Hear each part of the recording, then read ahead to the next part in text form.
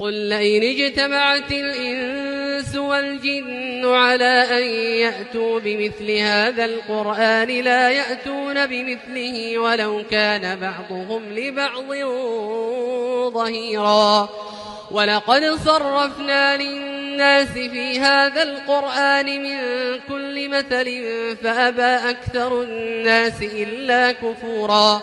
وقالوا لن نؤمن لك حتى تفجر لنا من الأرض ينبوعا أو تكون لك جنة من نخيل وعنب فتفجر الأنهار خلالها تفجيرا أو تسقط السماء كما زعمت علينا كسفا أو تأتي بالله والملائكة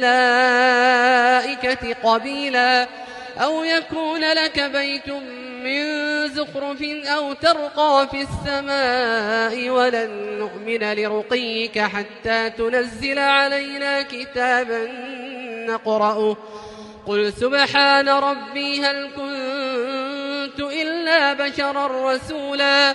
وما منع الناس أن يؤمنوا إذ جاءهم الهدى إلا أن قالوا أبعث الله بشرا رسولا. قل لو كان في الأرض ملائكة يمشون مطمئنين لنزلنا عليهم من السماء ملكا رسولا.